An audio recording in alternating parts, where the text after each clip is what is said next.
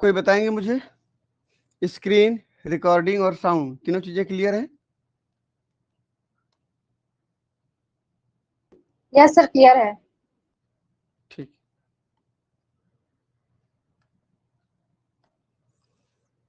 देखिए भाई, पिछले क्लास का जो प्रैक्टिस सेशन का जो क्वेश्चन था उसका आंसर देख लेते हैं कि according to chemogeny where did life originated, कि केमोजेनी थ्योरी के अनुसार जीवन की उत्पत्ति कहाँ पे हुई?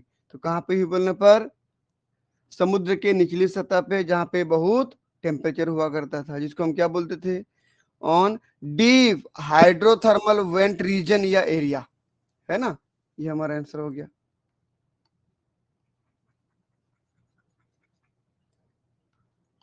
अगला देखिए, chemogeny theory was experimentally proved by, chemogeny theory को ओपेरिन एंड हेल्डन ने प्रपोज किया था, लेकिन एक्सपेरिमेंट करके जो प्रूफ किया था वो कौन थे? Miller and Urey. ये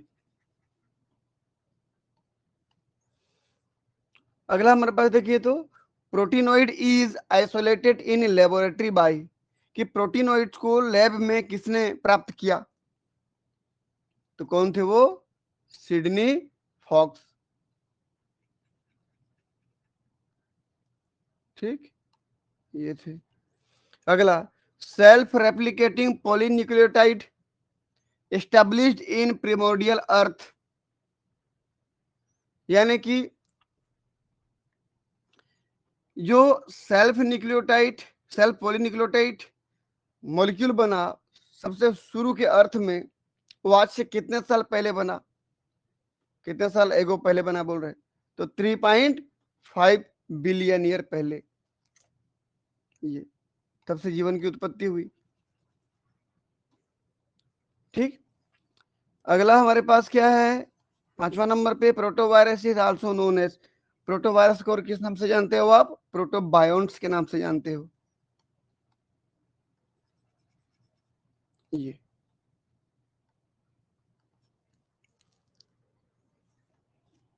चलिए आगे बढ़ते हैं आज की क्लास में। तो जो ओरिजिन ऑफ लाइफ चल रहा था, उसमें जो मॉडर्न हाइपोथेसिस चल रहा था, उसमें हमने केमोजेनी कंप्लीट कर लिया था, और आज पढ़ेंगे हम लोग बायोजेनी, या फिर बायोलॉजिकल इवोल्यूशन जिसको कहते हैं हम लोग। इसमें 3 पॉइंट के बारे में जिक्र करेंगे हम लोग। क्या क्या पॉइंट देख लीजिए कि हमारा जो बायोलॉजिकल इवोल्यूशन है, जिसको हम बायोजेनी कहते हैं, हम 3 पॉइंट के बारे में बात करेंगे। सबसे पहला है step 1, formation of primary organism eubionts, कि यूबायोन्ट्स का बनना सबसे पहले।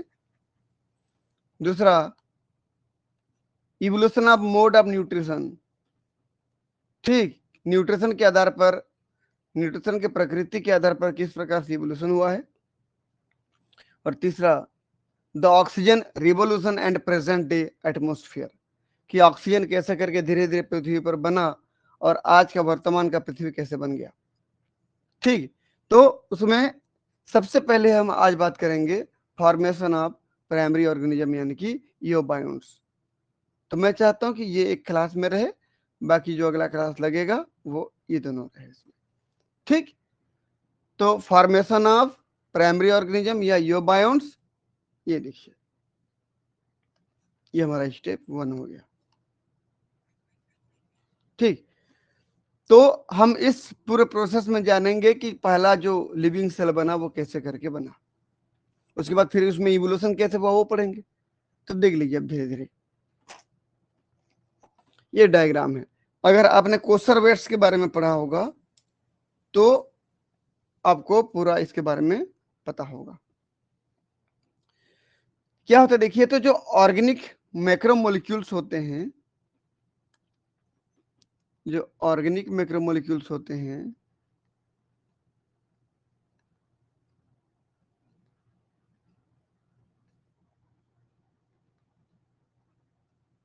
ये ऑर्गेनिक मैक्रोमोलिक्यूल्स आपस में एग्रीगेट हो जाते हैं और कोसर वेट्स का फॉर्मेशन करते हैं।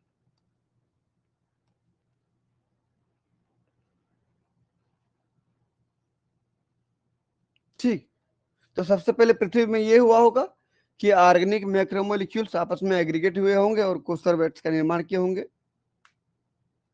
अब कोस्टरवेट्स क्या होता है बोलने पर, ये मेम्ब्रेनलेस लिक्विड स्ट्रक्चर है, नॉट लिपिड ना, अभी लिपिड नहीं था इसमें। ठीक, और मैं कह सकता हूं कि ये एक प्रकार का कोलोइडल पार्टिकल है।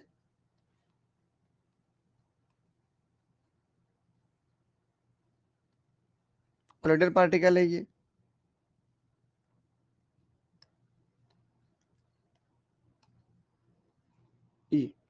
ठीक, अब जो ये कोस्टरवेट्स बना, ये कोस्टरवेट्स कई सारे चीजों से बना हो सकता है। क्या क्या हो सकता है इसमें? हो सकता है प्रोटीन्स हो इसमें, या हो सकता है इसमें न्यूक्लियो प्रोटीन्स हो,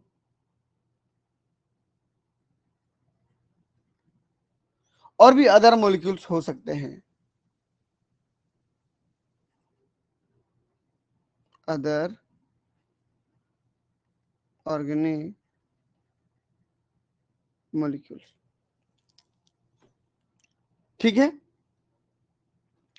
अब ये जो कोसरवेट्स बना,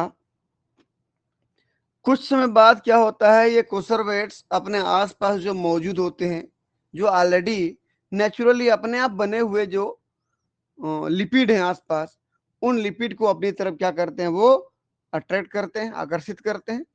तो लिपिड मॉलिक्यूल देख लीजिए, ये लिपिड मॉलिक्यूल उनको आकर्षित करते हैं और अपने चारों तरफ एक मेम्ब्रेन का रूप ले लेते हैं। ये जो लिपिड है ना, चारों तरफ एक मेम्ब्रेन बना लेता है। और जब मेम्ब्रेन बनेगा तो भाई याद रखना हमेशा कि जो लिपिड होता है, लिपिड में एक तरफ पोलर हेड होता है, एक तरफ नॉन पोलर टेल होता है, अगर पढ़े होंगे तो ये होता है। ये हो गया पोलर हेड, और इधर नॉन पोलर टेल। तो एक तरफ पोलर हेड, एक तरफ नॉन पोलर टेल। ठीक, तो अब क्या होगा कि ये पोलराइज्ड स्ट्रक्चर हो जाएगा। पोलर मतलब दोनों एंड पे अलग अलग चीजें हैं, दोनों किनारे पे अलग अलग चीजें हैं, तो ये पोलराइज्ड स्ट्रक्चर हो जाएगा, पोलराइज्ड हो जाएगा। तो इसका मतलब ये हो गया कि अब इस लिपिड का एक पोलराइज्ड स्ट्रक्चर कोसरावेट के चारों तरफ घेर के रखेगा ऐसे। और ये जो लिपिड है, खासकर यहाँ पर लेसिथिन और सिफेलिन नाम के दो लिपिड थे शुरू में, ऐसा माना जाता है ना। तो कौन कौन थे? लेसिथिन और सिफेलिन। यहां लिख दिया हूं, लेसिथिन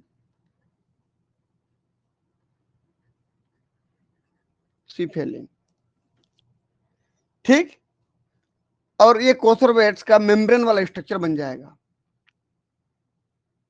ये अब ये जो कोसरवेट्स बना, ये सोप लाइक बबल या स्ट्रक्चर बन गया, समझ लीजिए आप। सोप लाइक मतलब साबुन की जैसे, साबुन की जैसे मतलब दो प्रकृति वाला, दो नेचर वाला, एक तरफ हाइड्रोफिलिक, एक तरफ हाइड्रोफोबिक। इधर देखिए ये हाइड्रोफिलिक है, नीचे हाइड्रोफोबिक है, तो सेम ऐसे ये भी हो गया। देखिए इसके बाहर में हाइड्रोफिलिक हो गया, बीच में हाइड्रोफोबिक हो गया। इधर चूंकि डबल लेयर ऐसा है, डबल लेयर लिपिड है, तो देखिए ऐसे होगा, तो इधर हाइड्रोफिलिक, इधर हाइड्रोफिलिक, बीच में हाइड्रोफोबिक, तो ये नेचर वाला बन जाता है।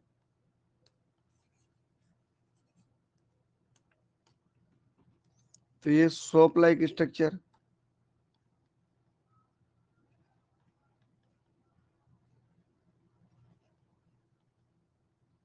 ये बन गया।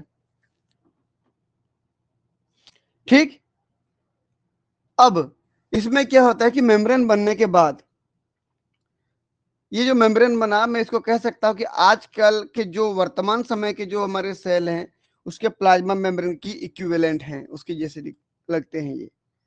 ठीक, तो यहां पर लिख दे रहा हूं मैं, ये equivalent to plasma membrane.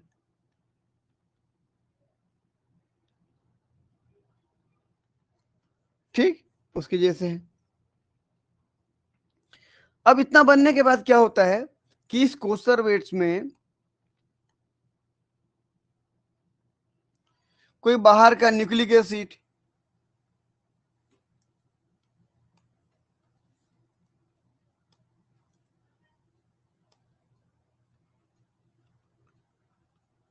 Nucleic acid यानी कि डीएनए या आरएनए, ये या फिर कोई प्रोटीन जैसे देख लीजिए ये अब इसके अंदर क्या हो जाता है, एब्जॉर्ब हो जाता है। देखिए ये जब एब्जॉर्ब हो जाता है तब मैं बोलूंगा इसको कि यहां पर ये कोई एक लिविंग ऑर्गेनिज्म बन गया, फर्स्ट लिविंग ऑर्गेनिज्म,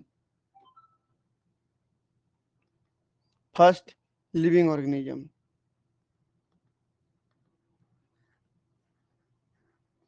अब फर्स्ट लिविंग ऑर्गेनिज्म के कैरेक्टर आ गए जिसको आप ईओबायोन्ट्स कहते हो।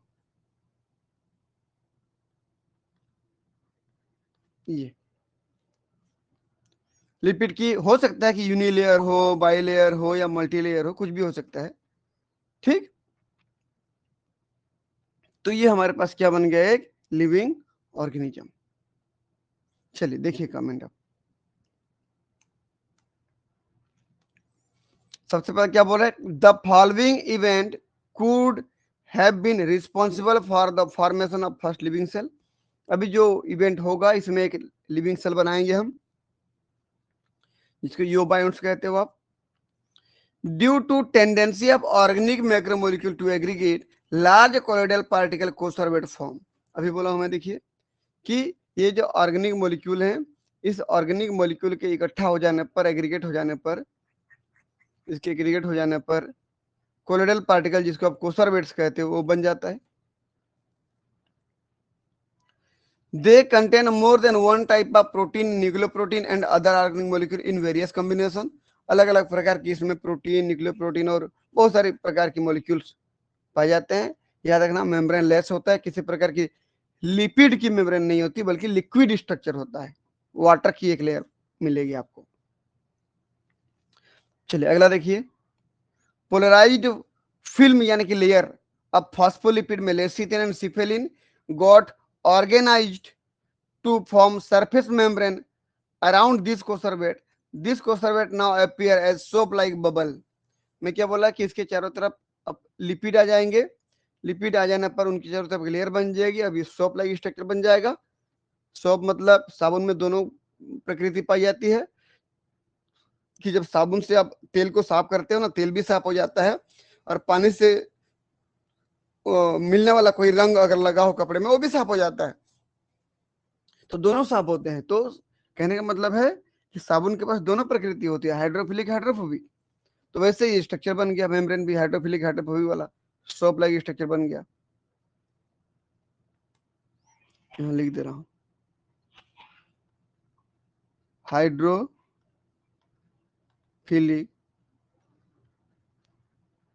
हाइड्रोफोबिक। ठीक, चलिए आगे बढ़ते हैं। Surface membrane equivalent to plasma membrane of present cells. इसके जो ऊपर में सरफेस मेम्ब्रेन बना वो आजकल के प्लाज्मा मेम्ब्रेन के जैसे वाला ही स्ट्रक्चर है। अगला कमेंट देखिए कि aggregation of self replicating RNA या डीएनए एंड प्रोटीन मॉलिक्यूल। अब ये जो इकट्ठा हुए यहाँ पर सेल्फ रेप्लिकेटिंग थे, आप खुद देखिए, ये एक न्यूक्लिक एसिड आया था, अब यहाँ पर दो दिख रहा है, समझ लीजिए आप, रेप्लिकेशन हो गया उसका, यानी कि वो सेल्फ रेप्लिकेटिंग था। इसका मतलब मैं कह सकता हूँ कि यहाँ पर लिविंग ऑर्गेनिज्म पहला वाला बन गया, जिसको आप ईओबायोन्ट्स कहते हो। समझ में आया?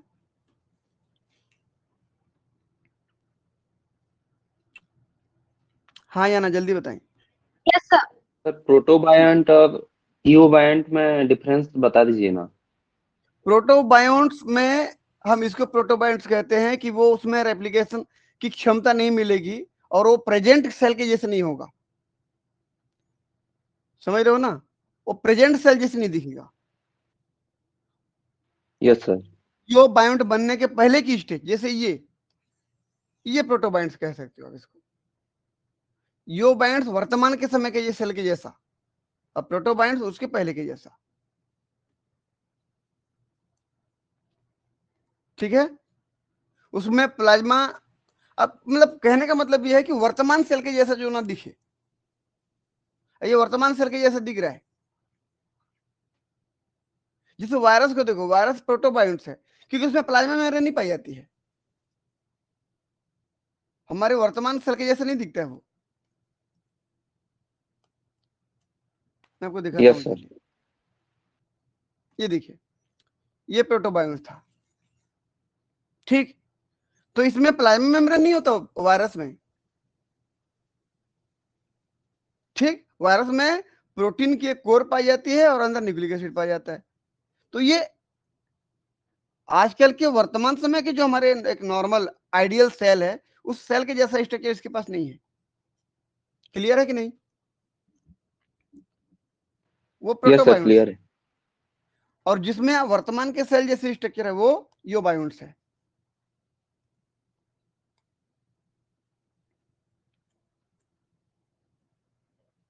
ठीक, चलिए आगे बढ़ते हैं। मतलब यूबायोन्ट्स बनने के पहले अगर कैसा रहा होगा वो प्रोटोबायोन्ट्स है। वायरस एक प्रकार का प्रोटोबायोन्ट्स है। चलिए आगे बढ़ते हैं। There are two hypotheses regarding the origin of primitive prokaryotic cell. First cell कैसे बना उसके लिए दो हाइपोथेसिस है।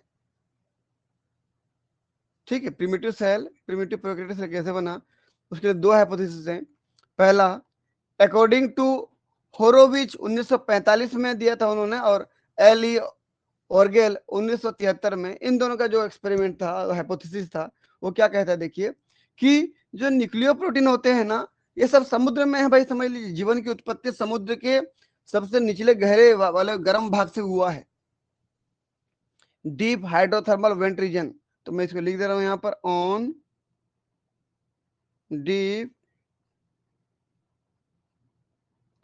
हाइड्रोथर्मल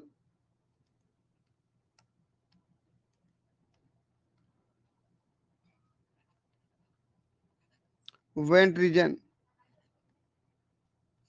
ठीक, on deep hydrothermal vent region. वहां पे क्या हुआ, समुद्र की निचली सतह पे जो सूप था, डाइल्यूट सूप, अगर पढ़े होंगे आप, हॉट डाइल्यूट सूप पढ़े हैं ना, ओपेरिन ने कहा था, हेल्डन ने कहा था। तो वो जो हॉट डाइल्यूट सूप थे, वहां पर क्या हुआ कि बहुत सारे अलग अलग प्रकार के न्यूट्रिएंट आके जमा हुए होंगे। सबसे पहले तो ये न्यूक्लियो प्रोटीन बना होगा, ये सबसे पहले तो ये न्यूक्लियो प्रोटीन बना भाई, अपने आप एबायोटिकली बना है। ये कौन था? Nucleo protein. कहाँ पे? समुद्र के निचली सतह पे, गर्म वाले एरिया पर। उसके बाद चारों तरफ से कौन आते गए और लेयर बाय लेयर जमते गए। सबसे पहला लेयर ये जमा होगा, उसके ऊपर में ये लेयर जमा होगा, उसके ऊपर में ये लेयर जमा होगा। देखिए लेयर दिख रहे आपको, और ये न्यूट्रिएंट आए होंगे आसपास। जो न्यूट्रिएंट होंगे ना, तो न्यूट्रिएंट की लेयर बनी होगी, न्यूट्रिएंट लेयर। जब न्यूट्रिएंट की लेयर बनी होगी तो पूरा न्यूक्लियर प्रोटीन को कवर कर दिया होंगे। तो देखिए न्यूट्रिएंट शेल, शेल यानी कि कवच, पूरे कवच जैसी, कवर जैसी स्ट्रक्चर बन गई अराउंड एग्रीगेट्स। एग्रीगेट मतलब ये जो न्यूक्लियर प्रोटीन जमा हुए थे ना वहां पर। एग्रीगेट मतलब किसका एग्रीगेट था? न्यूक्लियो प्रोटीन का था, न्यूक्लियो प्रोटीन। तो न्यूक्लियो प्रोटीन के चारों तरफ न्यूट्रिएंट्स आए होंगे समुद्र की निचली सतह में। आप याद करिए ना, इमेजिन करिए, शुरू शुरू पृथ्वी बना है, उसमें जो समुद्र था सबसे निचली सतह पे जहां गर्म वाला भाग था, वहां अपने आप एबायोटिकली न्यूक्लियो प्रोटीन बना, जमा हुए चारों तरफ, आसपास न्यूट्रिएंट आके उसको कवर किए। जब कवर किए तो लेयर बना होगा कि नहीं? देख लीजिए लेयर कैसे बना होगा। ये मान लीजिए पहला लेयर, ये मान लीजिए दूसरा लेयर, न्यूट्रिएंट की परत बाई परत बनते जा रहा है ये, लेयर बाय लेयर देखो। और ये मान लीजिए तीसरा लेयर,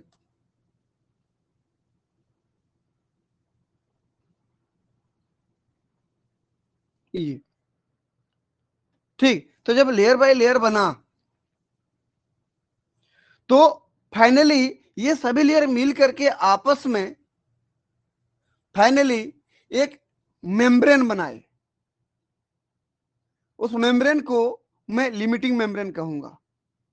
ये लिमिटिंग मेम्ब्रेन का लेयर बन जाएगा, लिमिटिंग मेम्ब्रेन, और जिसको आज मैं प्लाज्मा मेम्ब्रेन के नाम से जानता हूं।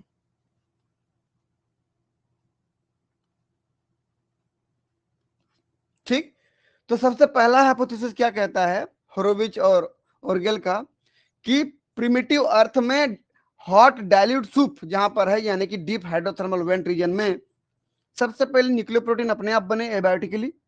उसके चारों तरफ न्यूट्रिएंट आके धीरे धीरे जमा हो गए लेयर बाय लेयर, और वही लेयर आपस में मिल करके क्या बना दिया, लिमिटिंग मेम्ब्रेन या प्लाज्मा मेम्ब्रेन। तब जाके बन गया हमारा primitive cell, first living cell, first living cell. समझ में? यानी कि यो बायोन्ट्स, तो यो बायोन्ट्स बनने का एक यह हाइपोथेसिस था। समझे कि नहीं? कि पहले न्यूक्लियोप्रोटीन बना, पहले न्यूक्लियोप्रोटीन बना, उसके बाद में प्लाज्मा मेम्ब्रेन बना। क्लियर है?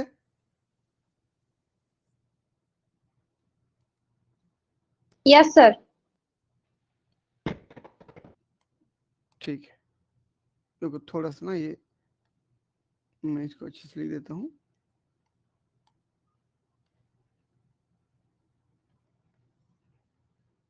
न्यूक्लियोप्रोटीन बना, पहले न्यूक्लियोप्रोटीन और बाद में प्लाज्मा मेम्ब्रेन। ठीक, चलिए आगे क्या देखिए।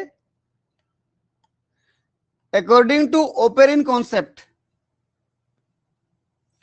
ओपेरिन कॉन्सेप्ट क्या कहता है कि भैया सबसे पहले जो है न्यूट्रिएंट जो है ना इकट्ठा हुए, पहले न्यूट्रिएंट लेयर बाय लेयर बनाए। देखिए ये न्यूट्रिएंट इकट्ठा हुए सब, ये पहले न्यूक्लियोप्रोटीन नहीं बना, पहले न्यूट्रिएंट इकट्ठा हुए बोलते हैं। ये कहां पे? डीप हाइड्रोथर्मल वेंट रीजन पे। ठीक, वो इकट्ठा हुए, और सबसे पहले तो सेलुलर कंपार्टमेंट यानी कि प्लाज्मा मेम्ब्रेन बनाए, समझ लीजिए आप, लिमिटिंग मेम्ब्रेन, लिमिटिंग मेम्ब्रेन, जिसको आज हम प्लाज्मा मेम्ब्रेन के नाम से जानते हैं, प्लाज्मा मेम्ब्रेन। तो इस हाइपोथेसिस के अनुसार सबसे पहले प्लाज्मा मेम्ब्रेन बना, उसके बीच में जो न्यूट्रिएंट भरे थे ना, पड़े थे, वो न्यूट्रिएंट से क्या बन गया? न्यूक्लियोप्रोटीन। ये देखिए, तो दोनों जस्ट एक दूसरे के अपोजिट है। पहला बोला कि प्लाज्मा मेम्ब्रेन बना इसमें, उसके बाद न्यूक्लियोप्रोटीन। जबकि होरोविच मॉडल क्या कहता था कि पहले न्यूक्लियोप्रोटीन बाद में प्लाज्मा मेम्ब्रेन, दोनों अपोजिट एक दूसरे के, और सब कहां पे हो रहे हैं? डीप हाइड्रोथर्मल वेंट रीजन पे। ठीक, और जो ये स्ट्रक्चर बन रहा है, ये स्ट्रक्चर जो फर्स्ट लिविंग सेल बना होगा वो वास्तव में यो बायोन्ट्स नहीं होगा, क्योंकि पहली बार बन रहा है वो। तो सबसे पहले क्या बनेगा? प्रोटोबायोन्ट्स। बाद में जब इसमें धीरे धीरे धीरे धीरे आजकल के सेल जैसी स्ट्रक्चर आई होगी, तब जाके यो बायोन्ट्स कहलाया वो। समझ में आया? जो सबसे पहले सेल बना होगा वो तो प्रोटोबायोन्ट होगा ना। समझे कि नहीं समझे? प्रोटोबायोन्ट से यो बायोन्ट बनेगा। प्रोटोबायोन्ट मतलब जिसमें पूरा आज की स्थिति के सेल जैसी स्ट्रक्चर ना हो। ठीक, तो वो प्रोटोबायोन्ट कहलाएगा। तो सबसे पहले प्रोटोबायोन्ट बना होगा समुद्र की निचली सतह पे, फिर प्रोटोबायोन्ट से धीरे धीरे यो बायोन्ट बना होगा। तो इस सेल को मैं क्या कह सकता हूं? अभी के लिए प्रोटोबायोन्ट कह सकता हूं, आगे जाके यो बायोन्ट बनाएगा ये जिसमें न्यूक्लिक एसिड आ जाएंगे, सेल्फ रेप्लिकेटिंग पावर आ जाएंगे, तो ये सब के बाद क्या हो जाएगा? वो यो बायोन्ट्स हो जाएगा। तो प्रोटोबायोन्ट्स बनने की, प्रोटोबायोन्ट्स बनने के दो हाइपोथेसिस हैं। पहला हाइपोथेसिस कहता है कि पहले न्यूक्लियोप्रोटीन एग्रीगेट हुए, बाद में लिमिटिंग मेम्ब्रेन बना, जो आगे जाकर प्लाज्मा मेम्ब्रेन बनाएगा। न्यूट्रिएंट मिल करके चारों तरफ घेर करके लिमिटिंग मेम्ब्रेन बनाए थे। दूसरा हाइपोथेसिस ये कहता है, ओपेरन हाइपोथेसिस, नहीं, पहले न्यूट्रिएंट इकट्ठा हुए, न्यूट्रिएंट की लिमिटिंग मेम्ब्रेन बनी पहले, जो आगे जाकर प्लाज्मा मेम्ब्रेन बनाएगा, लेकिन अभी तो लिमिटिंग मेम्ब्रेन कह रहा हूं मैं। उसके बीच में न्यूक्लियोप्रोटीन बाद में बना, इसको हमने प्रिमिटिव सेल बोला या प्रोटोबायोन्ट्स बोला। समझ में आया? ये समझ में आया कि नहीं जी? Yes, sir. ठीक, देख लीजिए, the various molecules aggregate in the hot dilute soup. इसका पढ़ लेते हैं, पहले वाला कमेंट नहीं पढ़ेंगे क्या, इसका पढ़ लेते हैं। देखिए, according to Horowitz and Orgel क्या बोलते हैं कि nucleoprotein formed aggregate in hot dilute soup, वही है hot dilute soup on primitive sea, पुराने पृथ्वी के पुराने समुद्र में निचली सतह पर गर्म वाले एरिया में न्यूक्लियोप्रोटीन पहले जमा हुए होंगे। This got surrounded by nutrient cell, और ये न्यूट्रिएंट की कवच के द्वारा घेरे होंगे, and limiting membrane and form the primitive cell, घेरे होंगे और क्या बनाए होंगे, लिमिटिंग मेम्ब्रेन बनाए होंगे यहाँ पर, एंड फॉर्म कर दे रहा हूं, form limiting membrane and form the first living cell या प्रोटोबायोन्ट। ठीक है, पहला कहानी था। दूसरा कहानी क्या बोलता है कि the various molecule aggregate in the hot dilute soup, बहुत सारे मॉलिक्यूल जमा हुए, इकट्ठा हुए न्यूट्रिएंट टू फॉर्म कोसर्वेट्स, पहले तो कोसर्वेट्स बनाए जिसको कोसर्वेट बोलते थे। These got isolated from surrounding by the formation of polarized membrane of phospholipid, और लिमिटिंग मेम्ब्रेन जो प्लाज्मा मेम्ब्रेन बनाएगा बोल रहा हूं, उसकी वजह से चारों तरफ एक लेयर बना होगा। द कोसर्वेट विद न्यूक्लियोप्रोटीन और इन विच न्यूक्लियोप्रोटीन वेयर फॉर्म्ड, और इसके अंदर ही न्यूक्लियोप्रोटीन बना होगा बोल रहे हैं, develop into first living cell या प्रोटोबायोन्ट्स, और उसके अंदर जब न्यूक्लियोप्रोटीन बन गया, ये सबसे पहला लिविंग सेल या प्रोटोबायोन्ट्स बनाया होगा। यही प्रोटोबायोन्ट्स के पास जब धीरे धीरे क्या बोलना चाहिए, कैरेक्टर डेवलप होते गए होंगे और आज के सेल के जैसे बने होंगे, तो फिर यूबायोन्ट्स बनाया होगा। क्लियर है? तो यूबायोन्ट्स Yes, sir. जस्ट बनने के पहले जो स्ट्रक्चर था वो प्रोटोबायोन्ट्स था। चलिए, तो ये कहानी हो गया कंप्लीट। तो evolution of mode of nutrition, भाई ये थोड़ा लंबा चलेगा।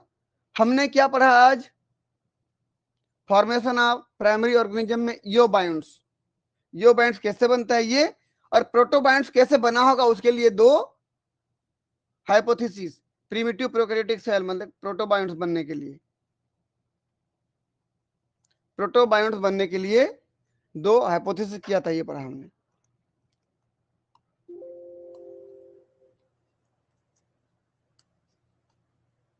ठीक है, तो इस क्लास को यहां पर बंद करते हैं। शाम को जो क्लास चलेगी ऑनलाइन की क्लास, थोड़ा लंबा चलेगा, है ना? ठीक है, मिलते हैं फिर नेक्स्ट क्लास में। आप सभी बच्चों का दिन शुभ हो।